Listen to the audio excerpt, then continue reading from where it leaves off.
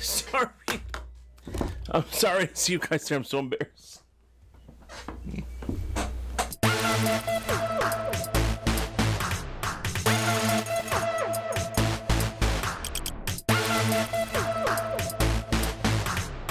Welcome to episode 47.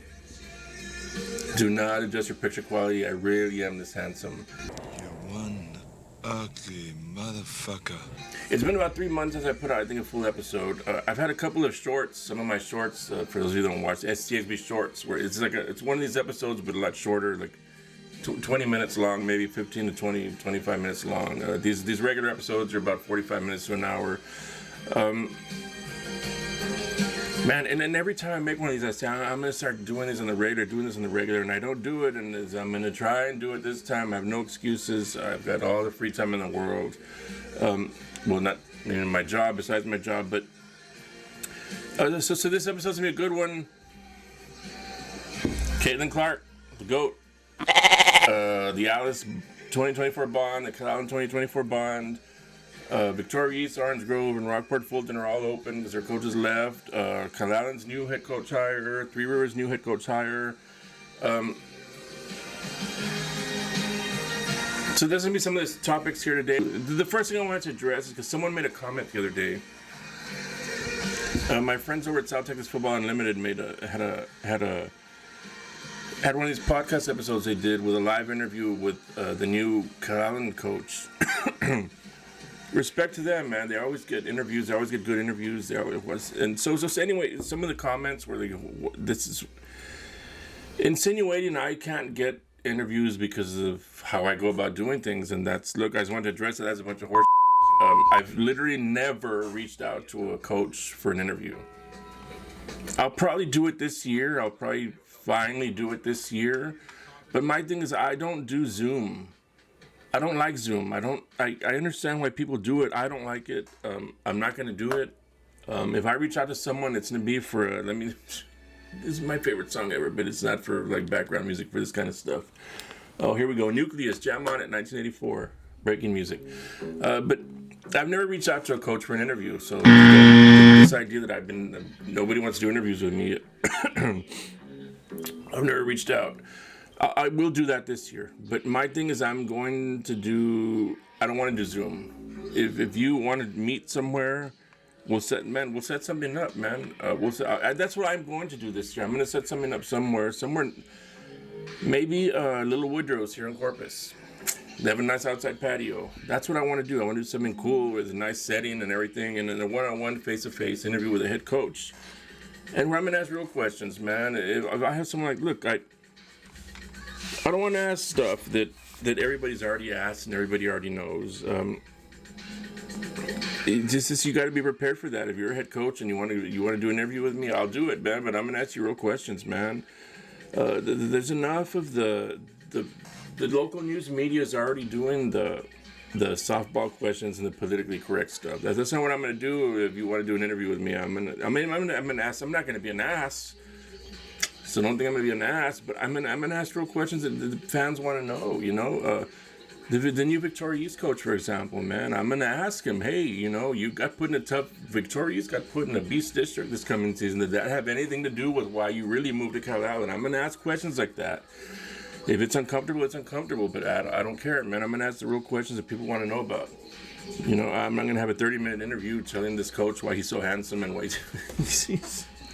I do things different, man. And there's nothing wrong with doing things the other way, the way that I don't do things, but we have that already. So why do I have to also be that? If you guys don't understand how I do things, that way I do things on this page, I don't know what to tell you at this point, man. It's been, since 2003? It's been about 6-7 years already. I've been doing this. Not these podcast episodes. I think I just started these podcast episodes about 3 years ago. But still, man, you guys know how I do things on this page the last couple of years. And for those of you that get mad still, for those of you that are new to the page or new to one of these videos that I'm making right now and you don't know, to the old people that have been around for a while, I'm going to sound repetitive, but I have to take into consideration there's always new people that are watching. This is how I do things here. I keep things honest. I keep things... And even I recognize a lot of it's my opinion. It's just opinions, but it's still my honest opinion, and that's what I do here. I give honest opinions. I give honest feedback. I'm not going to pat your program on the ass and say good game if it's not a good game, if they're not a good program, and it has nothing to do with hate. It has nothing to do with being just being a jerk or something. I just have one writer for South Texas sports. You're a jerk. Man. And someone needs to call out the local coaches and programs that just aren't living up to the expectations, or even not the expectations, but just not. Programs don't even have expectations because they're just used to losing all the time. I'm going to call it out. And it's not about hate, man. It's not about hate or I'm inappropriate or I'm this or I'm that. This is how I do things here, man. If that's not the way for you, then you can unfollow the page. But that's how I do things here, man. So we'll get to start with the Caitlin Clark stuff. She's the GOAT. It's just a shame that people can't enjoy things anymore. You can't enjoy and embrace things because everything has to be about race.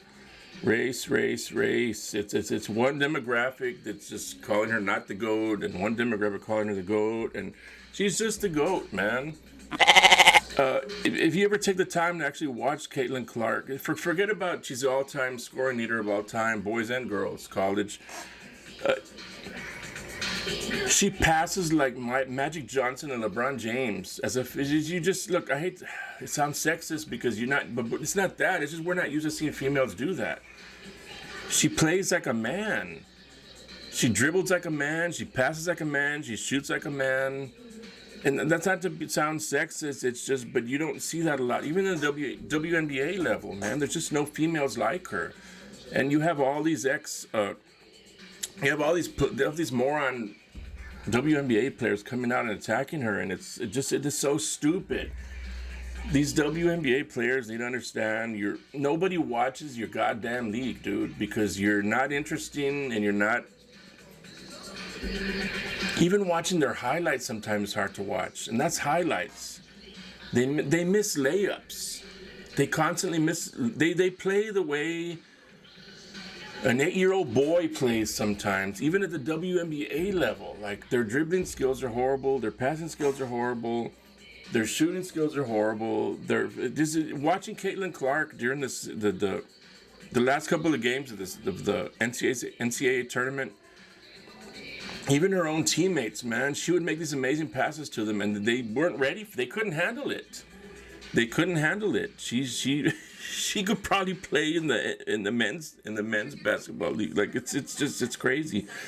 She's that much more advanced than just all the other females, man. And then you have all these ex-UConn players, these players in the WNBA that used to play for UConn, being interviewed and talking about Caitlin Clark. You know, she has to win a championship to be considered one of the GOATs. And then, no, shut up. Shut your damn mouth. You were on a loaded roster at UConn of a bunch of players that got drafted into the WNBA. Caitlin Clark is all Iowa has. She's an Iowa girl who decided to stay in Iowa to play college ball because she played her high school ball there. And how does she get rewarded? She gets shit on by everybody because she did. So what? If she would have joined UConn, she could have joined UConn. She could have joined South Carolina, and she'd have 4 straight national championships. And then what? So what? So she didn't do that. She didn't worry about what you strangers thought about her. She said, you all, I'm going to play where I want to play. I'm from Iowa. I'm going to play for Iowa. And she played there, and she became the GOAT. Regardless of your racism or your hatred for her. And then, look, let's be honest. Some of you just have legit reasons to think she's not the GOAT. I'll be honest with that. There's a legit argument to make for a couple of players, man, that she's not the GOAT. And you have legit arguments, that's cool. I'm cool with you guys. But those of you just because of her race that you want to say she's not the GOAT, man, it's just so annoying already, man. That everything has to be about race all the time, man. Tiger Woods, look, let's keep it with females also. Pretty much at 99.9% of people embrace that the Williams sister is the greatest tennis player of all time. No one tries to deny her that just because of her race. So return the favor and stop acting like this chick's not the greatest of all time just because of her race, man. I hope in my lifetime all this race crap ends, man. It's so annoying already. Everything has to be about race. Caitlin, this is my opinion. Caitlin Clark's the GOAT. I've never seen a female player that made me want to watch the game the way she does. I've never seen a female player that passes the way she does, that dribbles the way she does, that shoots the way she does. It's not all about, oh, she shoots a lot of threes. So you forget that, man. You watch her actual game, man. The way she passes, like Magic Johnson, like LeBron James. It's insane, man. It's like I said, not to be sexist. We just never seen a female that can do that, and she can. And the fact that she doesn't have a bunch of championships to back it up, this means nothing. She would have those championships if she would have taken the easy way out and joined a stacked team on UConn or South Carolina, like all the other ones looking for an easy way out too. But she didn't do that. She chose to play where she grew up and she wanted to play. And you guys want to punish her for that. It's ridiculous. Then you turn around and you like take it to the NBA, man. Why do players go join other elite players? Because you guys don't give credit unless they win a bunch of championships.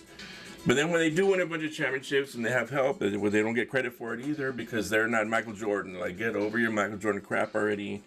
If Michael Jordan played in the modern NBA, he'd be lucky to average 10 points a game. Go watch a random 90s NBA game. Not highlights, not cherry-picked highlights, not that cherry-picked stuff from the 80s where people are punching each other. And that rarely happened, but you put it on a cherry-picked video, a cherry-picked 1-minute video, and you act like, oh, this is how it was in the 80s. This is how it was back then. Yeah, in the 80s when Michael Jordan couldn't win anything. But in the 90s, I challenge anyone to go watch a random 90s NBA game. Random game, not highlights. Random NBA game. It is slow and boring. And you get secondhand embarrassment for how lacking in skill these guys were compared to modern athletes. And that's just facts, man, because facts don't care about your childhood feelings. But anyway, Caitlin Clark's a GOAT. That's enough of that. Let's move on to the Alice and Calallen Bond stuff. We'll start with Calallen because I don't want people to say, oh my God, you're Alice Homer. I'm not an Alice Homer. We'll start with the Calallen stuff. Calallen's bond for the stadium improvements.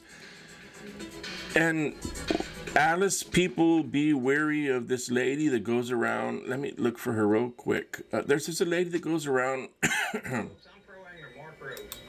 trying to convince people to vote no on the bond. And she has nothing to do with Alice. She has no Alice connections. She has nothing to do with Alice or no Alice connections, no family in Alice. She's just some random lady that I don't know who paid her. No, maybe nobody paid her, but she's always all over certain people's Facebook's commenting. Amy Hedke. I don't know how you pronounce her name. I'll put her here somewhere on the screen. Amy, and then her last name is Hedtke. She's all over certain people's comment sections, convincing you that the Alice Bond is a bunch of horse shit. If you go click on her page, you'll realize she has no connections to Alice, no connection to anyone around here. All she does, whatever she does, she goes around the entire state of Texas, convincing everybody to vote no on bonds, regardless. So this dumb broad who has no connections to Alice is trying to convince Alice people to screw over Alice kids and Alice's future. So please, anyway, let's. I said I wasn't going to start with that, and I'm not. Let's start with the Calallen stuff. Calallen's bond, 2024 bond, that's coming up in May 4th, the votes. There's early voting. What's the other voting? Early voting. I don't see it here on the Calallen one anywhere. I know it's posted somewhere else for early voting. There's April 22nd to April 30th. So Calallen stadium improvements are kind of similar to... Okay, Callahan Stadium improvements to the Phil Danner Stadium. Let's start with their baseball stuff. Their stadium improvements to the Lady Wildcats softball stadium and Steve Chapman Stadium. To the softball field turf, replace the grass with field turf, artificial turf, to improve field usability during inclement weather and reduce required field maintenance. I'm not an artificial turf person, but it's only because of the bias I have where Alice's natural grass is so amazing, but I understand nobody else has that amazing grass that Alice Football Stadium has. So I understand why, and it's like they said here too, man. It's just when you have bad weather, you can't really play on natural grass, man. The artificial stuff has drainage systems where it just dries easy and yada yada. You get it, man. Steve Chapman Field also baseball fence replacement, replace existing outfield fence which is in need of repair. The baseball field turf, replace the grass with field turf to improve field usability during inclement weather and reduce required field maintenance. So the total to the baseball and softball field is $5 million. This is stuff that's needed, man. Especially, look, I'll say this about the Calallen people, man. Have you seen what GP's doing when they got news? Have you seen the renderings of the stadium, of the baseball stadium and softball stadium that GP's getting? It's amazing. I can't say it's the best in the state because I haven't seen every single baseball and softball stadium in the state. But I imagine, like, if it's not the best, it's right there. It looks amazing. Somewhere here on this thing, I'll put a rendering of the rendering they share, GP Independent School District. Man, these are the kind of things you have to do if you want to keep students in your school district. There's a lot of the haters out there will say, what does this do to improve education? It's just you keep students. Maybe the softball or football or baseball does not matter to you as an individual, but it matters to young people and young parents that are moving into certain areas of the state. And they say, where do I want my kid to go to school if I'm moving to this area? Do I want him to go here where all their facilities suck? Or do I want him to go here where they have state-of-the-art facilities? All of this stuff matters, man. And when you have improved facilities, it brings in playoff games of other teams. So you bring in outsiders. So you're bringing in stuff to the local economy where you're now going to have outsiders coming in and staying at your hotels and eating at your restaurants and buying gas at your local gas stations. It all adds up, man. Yeah, so don't tell me if you have the same kind of... that's a separate analysis argument, man. The improvements to the Phil Dantner Stadium. Phil Dantner Stadium serves numerous student groups, sports, in the community, including band, boys and girls soccer, middle school and high school boys and girls track, and middle school and high school football. The stadium renovations they're asking for is upgrade to stadium entries. Calallen has a nice stadium. It's just the little things that they're asking for to improve here actually makes sense because that's what's holding Calallen Stadium back from looking like legit. It's what it's asking for here actually. Stadium entries, replace stadium fencing, and remodel and expand home and visitor restrooms. The press box, replace outdated and undersized press box facts. And the scoreboard, replace and upgrade the scoreboard to one of them jumbotrons that everybody has nowadays. It just, all these things add up to, to make a nice environment. If anyone around here deserves it, it's Calallen. Let's be honest, man. They're like the class of South Texas for the last 40 years. How you guys can keep voting no on bonds around that area, I don't understand, man. These guys bring so much to your community. Who would know anything about the Calallen area if it wasn't for Calallen football and baseball? And softball, now that the girls won the state championship. They deserve this, man. You guys should vote yes. Let's start keeping up with the rest of the state, man. It's just, there's just so many nice facilities around the state. Even in the Valley area, man. Not just up north from us, the Valley area. You're not going to keep students, man. Look at TM. Look at the improvements TM's already starting to notice. Just because they improve their facilities there. TM's starting to become legit, man. Let's go to the Alice Bond stuff. $0 tax increase, but it's just there's so many haters online that will tell you. And look, let's just address that too, man. Let's just say your taxes go up $100 a year.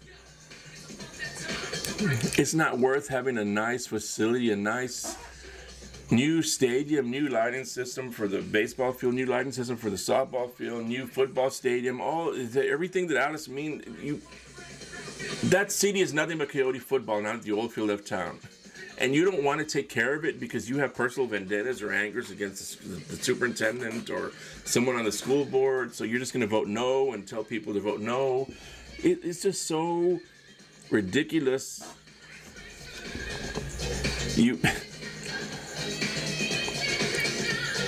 Alice is Coyote football. It is what it is, man. Alice is Coyote football. Like you don't have this. Like I said, you don't have the oil field there anymore. With the whole, that's another subject, man. But why would you go and spread so many lies and hate on social media, trying to get everybody to vote no? So this man, Neil Atkinson, and his signs that he bought, saying the $38 million. It's just a lie to begin with. Just keeping it to certain things. The $38 million for a football stadium only. No, it's not. It's for the football. It's for a football stadium, a field house, concessions. It's just a track. There's so many new artificial turf. It's for a new LED lighting system for the softball field, new LED lighting system for the baseball field.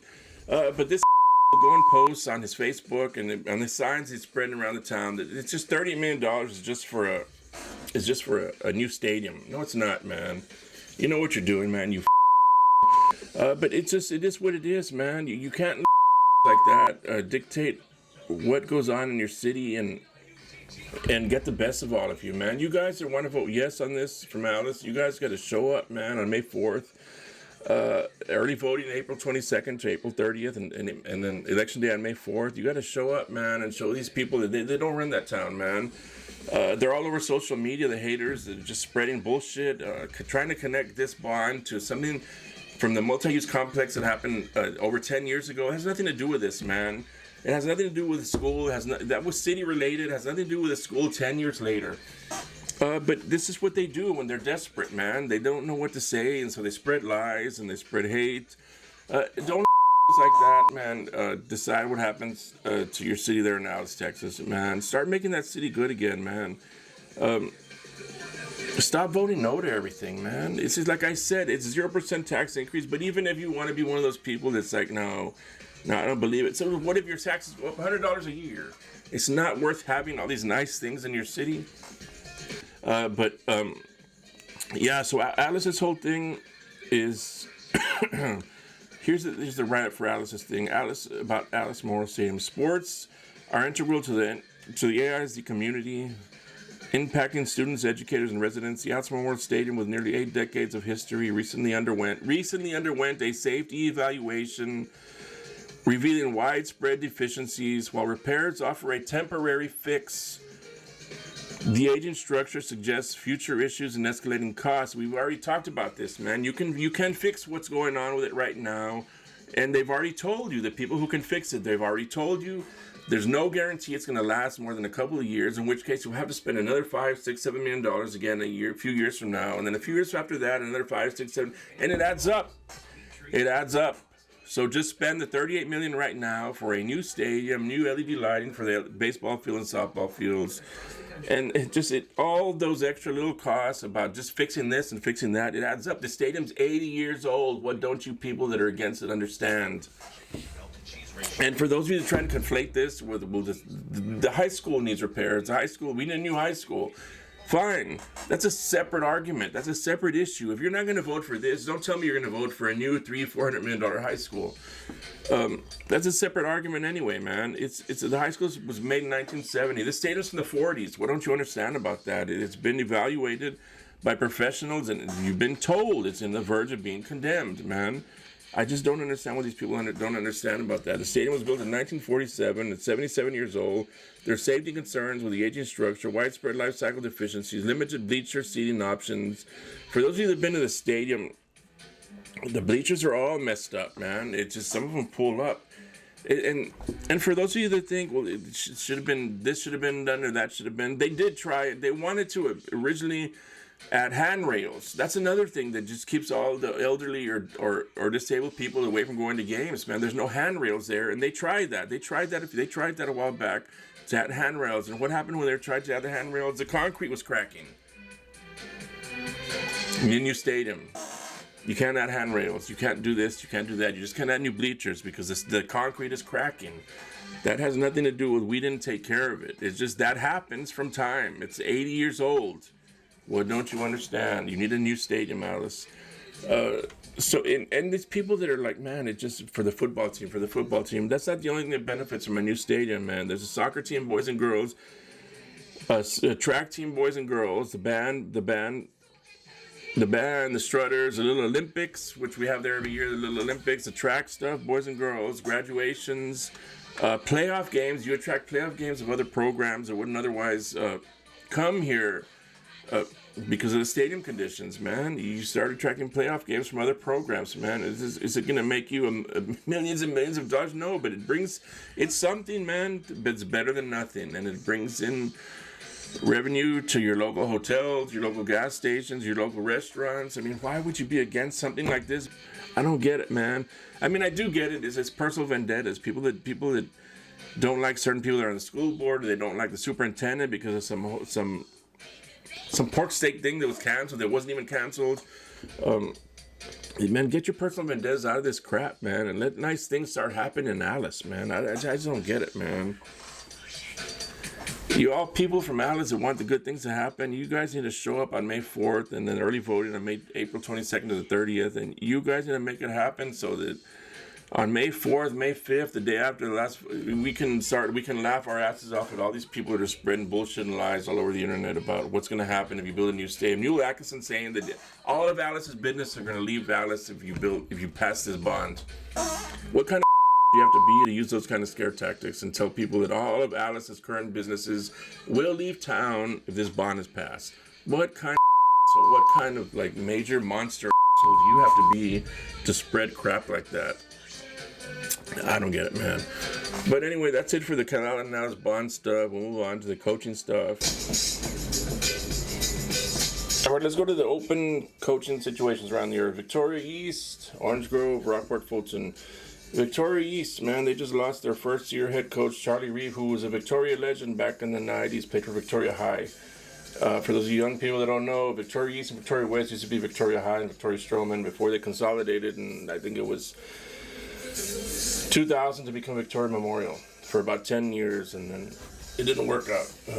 I don't know, man, but Victoria East. So Victoria East has been around since 2010. They've had 14 years. They've only had 2 seasons of double-digit wins. So Charlie Reeve just left them to take over the Calallen position. We'll talk about that in a minute, man. But Victoria East is open.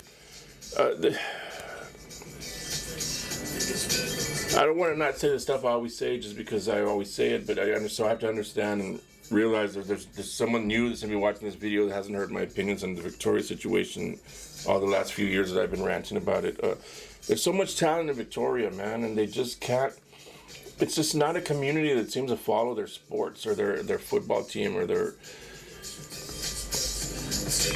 I don't know when it all started. Someone from Victoria will be able to tell you better, man. But when they broke off from Victoria High and Victoria Stroman to form Victoria Memorial, maybe that's when it started. I don't know. Victoria High used to always have a pretty good following. And great tradition, man. For those of you who don't know Victoria High, look them up, man. This is always a great program. Until they broke up, Victoria High Stingarees. Stroman too, man. Stroman always seemed to be that part of Victoria that just lacked a little bit, in my opinion, lacked a little bit of discipline, but always had great skill position kids. So whenever they consolidate with Victoria High to form Victoria Memorial, man, I was like, God damn, these dudes, between Victoria High's big kids that they have and Victoria Stroman's skill position kids, like, this is going to be a dominant team around the state, and it just never worked out, man. And so in 2010, they broke up, formed Victoria West and Victoria East. My understanding is why they didn't go back to the old names is Victoria High and Victoria Stroman were divided into North and South in Victoria. To get away from that and to be more equal and fair, because I think Victoria Stroman was like the bad part of town. Someone from Victoria can explain it better.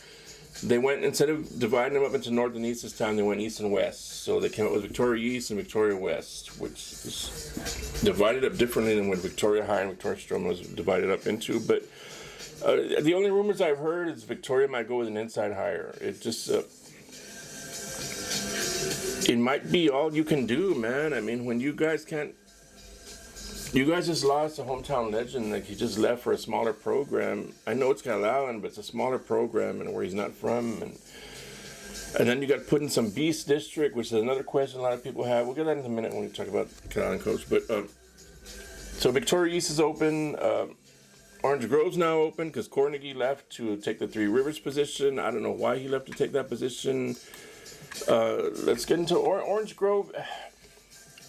Orange Grove was pretty damn awesome under, my mind's going blank. But Bomar, when Bomar was there, the 4 or 5 years Bomar was there, they had double-digit wins every year. They were going to the third round of the playoffs every year. They haven't been the same since. Let me find Orange Grove here. Orange Grove. Okay, here we are. When Jerry Bomar was there from 2011 to 2015. 11-2, 10-2, 10-2, 10-1. It's just nothing but double-digit win seasons, man. Orange Grove had only ever had a double-digit win season once in their entire history until Jerry Bomar got there, and that was in 2006 under Brett Cornegie, the guy that came back and last 2 years ago and eventually is leaving now. So Brett Cornegie had an 11-2 win season in 2006 in Orange Grove. And then Bomar had nothing but 4 straight double-digit win seasons in Orange Grove. And they've not had another one since, man. So Cornegie was 7-5 and 7-5 the last 2 years at Orange Grove, and now he's choosing to leave them again for the second time to go to Three Rivers. I don't know his reason. I don't know. I've done games in Orange Grove and Three Rivers, and Three Rivers a lot. It's just, I don't know what his reasons are. I know why I would rather coach at Three Rivers and Orange Grove. It's a lot nicer area. I shouldn't say nicer, just a nice area, man. And the weight, I remember when I did a game there 2 or 3 years ago, they had a really nice weight room and a film room, all that stuff. They looked like they were starting to invest in their football team. Their field was artificial turf. The stands still look kind of old, but so does Orange Grove's, man. And they still have grass field. It's kind of ugly. So I don't know why that dude left for the Three Rivers job, but so Orange Grove's open. Rockport Fulton's one that I posted about. Rockport Fulton lost their coach after only 1 year. Coach Bible. The rumors were he rubbed a lot of coaches the wrong way and the players the wrong way. And I posted about it and I said, look, it's today's generation soft. And it's just not just the kids. Some of the coaches, man, the younger coaches are just soft. They're not used to be talked to in a certain way.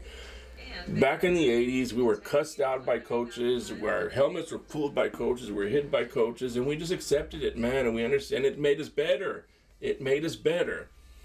So don't come at me saying just because it was so 2 wrongs will make it right, man, because they did it back then doesn't mean they should do it now. It made us better, man. It toughens you up. So my whole view on the whole Rockport and this guy having to leave, man, a lot of Rockport Fulton people were mad at me. For posting when I put, let me find it, man, because I don't want to misquote anybody, man. But even a player came at me like, it just says, stop it, man. You're a bunch of softies, man. You're a bunch of softies there in Rockport Fulton. You don't have the football culture there. I want you to have the football culture. So when I say things like this, man, I'm not trying to belittle you or. I'm just trying, I said in the beginning of this episode, if you followed the whole thing and you're still watching, man, I keep things honest here. I keep things real here. I'm trying to motivate you by honesty. I'm not going to pat you on the back and say your program's excellent or when it's not. I'm not going to tell you your players are excellent when they're not. I'm not going to tell you your culture's excellent when it's not. It's not there in Rockport Fulton, man. You don't have a football culture, man. And it's a shame because you got... You have those talent and size advantages. I feel like not a lot of teams south of San Antonio have other than Flower Bluff. You're one of those teams that I feel has those advantages, but you don't have the culture to take advantage of it.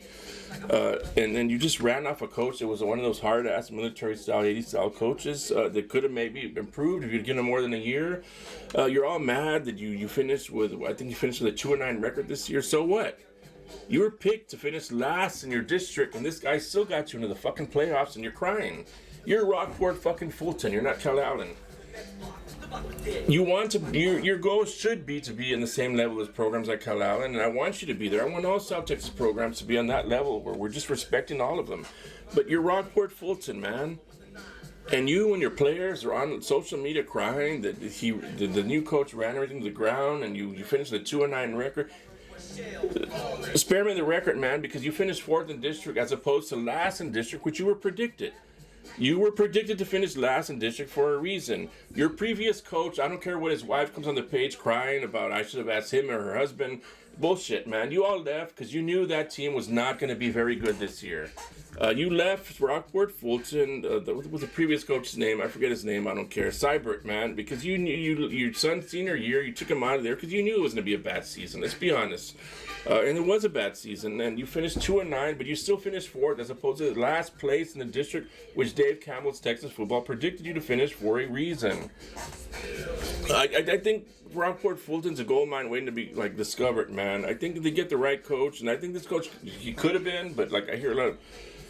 I'm not. It's just let's move on, man. If you get the right coach in Rockport Fulton, you guys have the potential to be a really, really, really good powerhouse from South Texas.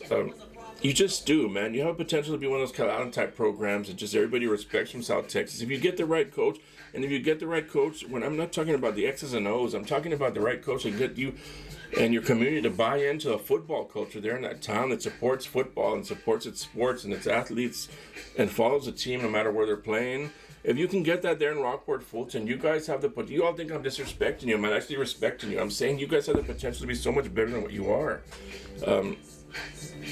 That's what you need there. You need the right coach there to get you that culture. Maybe one of the McHugh twins. There's some nice young coaches around here that need to be given an opportunity, man. Matthew McHugh, David McHugh, James Vidadial, Gage Perry at Ropstown. I'm sorry, man. There's only so much you can do at Ropstown. I mean no disrespect to Ropstown, but they keep getting put into these beast districts, and there's only so much y'all can do there.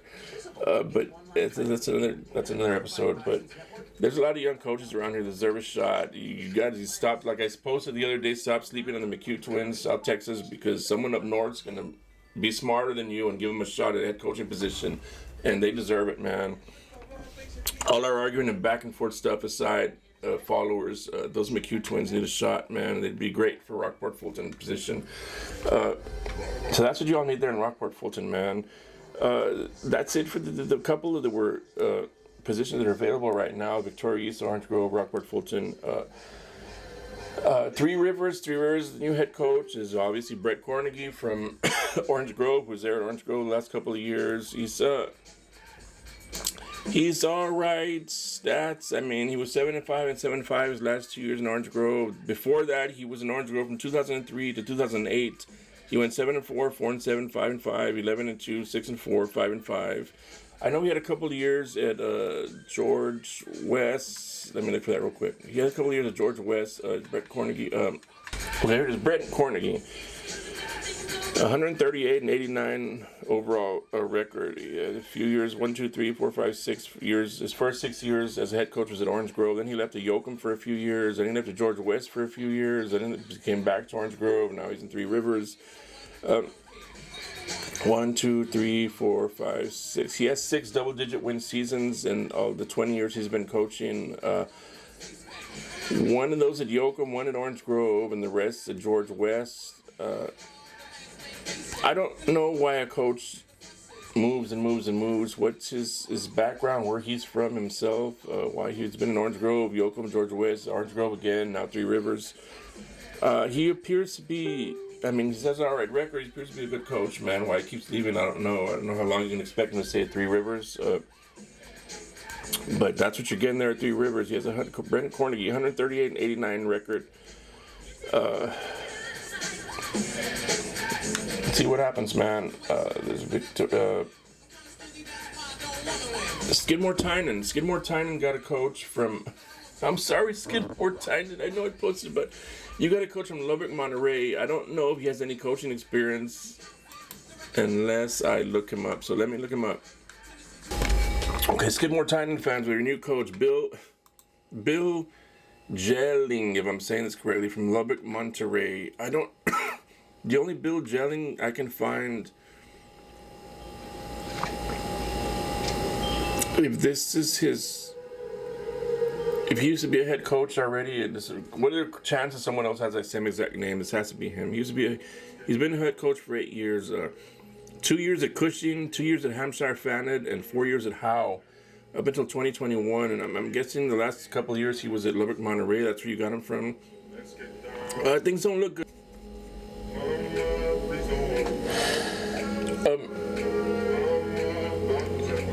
At Cushing in 2013, 2014, he was 1-9 and 4-6. At Hampshire Fannin, he was 1-9 and 2-7.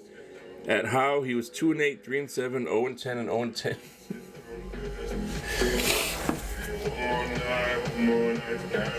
You know, you can't just judge on records, man. I'm joking, I'm laughing, but you can't just judge on records.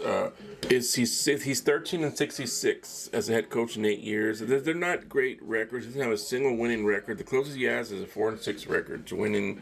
He has a couple of 0-10 seasons.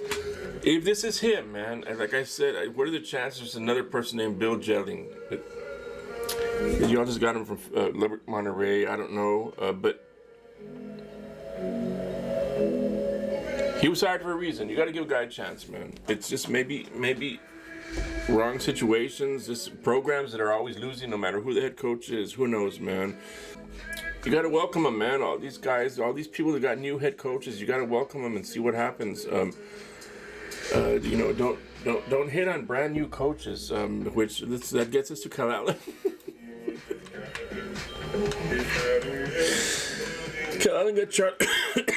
Calallen got Charlie Reeve from Victoria East. He was only at Victoria East for the 1 year. I think he went 8-4. Miller beat him by 30 points. I know that because Marcus Levell likes to point it out all the time. He likes to point out games like that. But I'll say good and bad things about it. We'll start off with the bad, man, because I don't want to end with bad. There's a lot of Calallen people that are disappointed in the hire. And it's not a personal thing with him, if I can tell. It's you went and spent money on a hiring firm, a coach search firm, to hire somebody, and you ended up hiring someone local with only 1 year head coaching experience at Victoria East. So I understand 100% where like all the disappointed people are coming from. It's just you spent money on a coach. I've always said, for those of you that follow me, coaching search firms are a scam job in the year 2024. This is 2024 when coaching jobs come open. Social media exists now, and it just every coach in the state knows about it. You don't need coaching search firms. They're nothing but a con artist job is what they are. I would never promote them or have them on the show and interview them. And this con artist job is what they are, man. They're just stealing your money, man. You're telling me Calallen on their own couldn't have come up with this hire without paying money, thousands and thousands of tens of thousands of dollars to a coaching search firm? They could have come up with this hire on their own, man. But I think that's where the disappointment comes from all these people that are disappointed in the Calallen hire. This is nothing personal. That coach shouldn't take it personal. He should take it as a challenge, man, to show them what he can do. But it's like I said, man. You spend all that money on a coaching search firm just so they can go and hire somebody that's local with 1 year coaching experience. And I get it 100%. I get the disappointment from certain Calallen fans.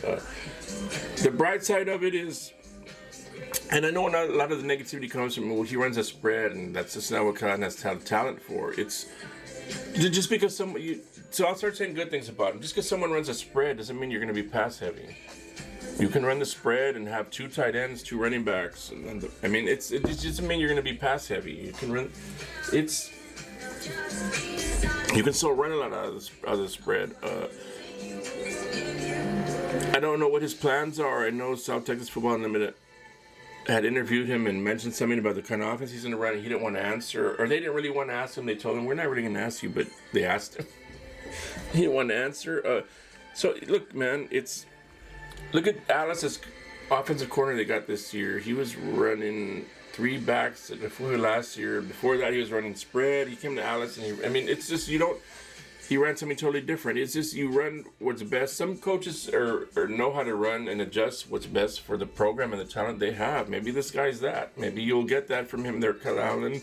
You got to give him a chance, man. As you know, you all think I hate Calallen. I don't hate Calallen, man. Some of your fans that I argue with left and right for the last few years, it's in good fun, man. For me, it's in good fun. You guys think I actually hate you. I don't hate you, and I definitely don't hate your players. I definitely don't hate your program. I try and give you guys and all the respect I can. I've always said it, been saying it for years, and I'll keep saying it. You guys need to stay where you're at. You need to stay on top and be the kind of program you've always been, because that's what brings respect to South Texas, man. Guys like you and Calallen, guys like Calallen and Refugio. So I was happy when GP started winning again a few years ago, man. It's just programs like GP and Calallen. There's just certain programs around South Texas. They need to be at their best for South Texas to get respect and to be what we know they can be here in South Texas, man. So I hope nothing but great things happen for Calallen with his new hire, Charlie Reeve, man. I don't want bad things to happen with you, man. When I was online talking about how you can't be happy with this hire, it's not a personal thing. I was reflecting the views and thoughts of your people that I see posting online that were disappointed. And like I said, if this gets back to your head coach, I hope he understands too. And I'm sure he does, man. He seems like a smart guy, man. None of this is personal from the comments you see online. It's just people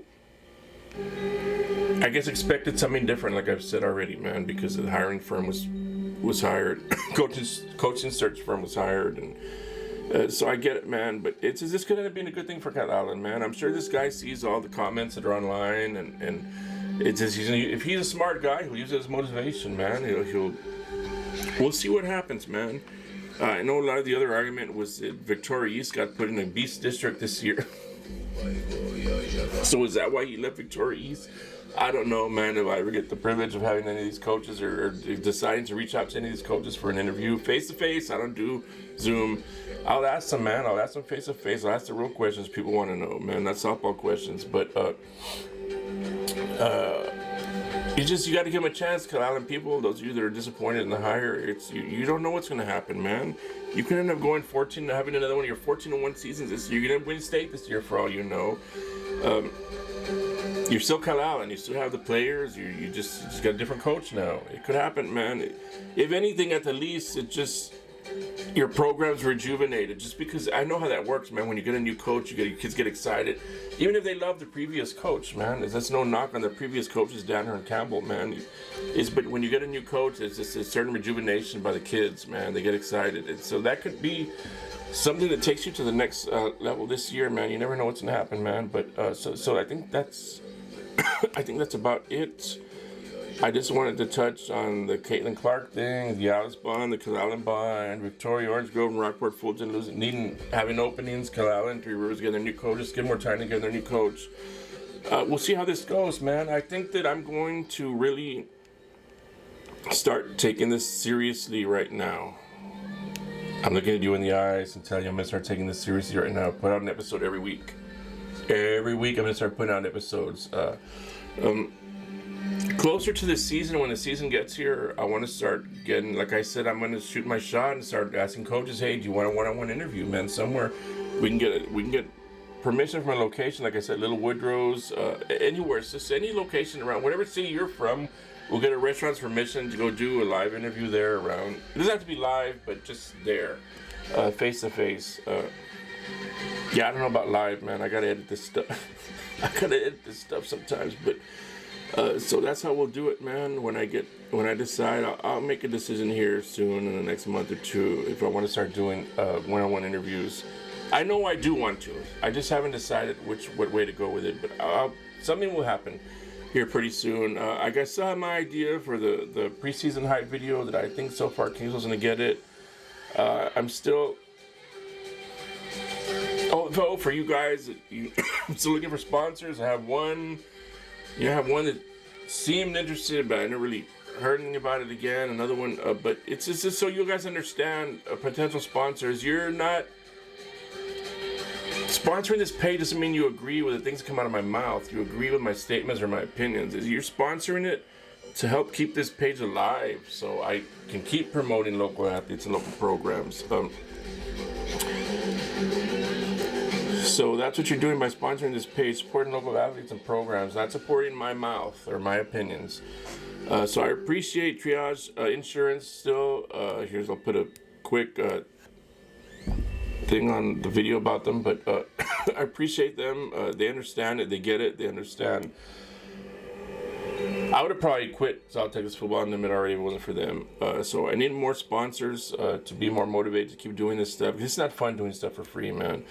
Like I said, my ultimate goal is still just for a school district someday. For those of you that watch this stuff and say, well, no one's ever going to take you seriously if you're cussing and you're this and that. Look, man, I'm not affiliated with anybody right now but myself. And so I got to do right now what gets me views. That's the only way I get paid by Facebook is I get views and traffic in my page. And so I do what I got to do to get that. If I was working for a school district, it'd be different, man. I tame myself. But it is what it is right now, man. So I appreciate all you guys that follow. For those of you that only think I exist on Facebook, I exist on YouTube also. TikTok, Instagram, X, Twitter, whatever you call it. So go follow me on all the other social media outlets there like that. But thank you guys for following, man, and I appreciate you guys, and thank you.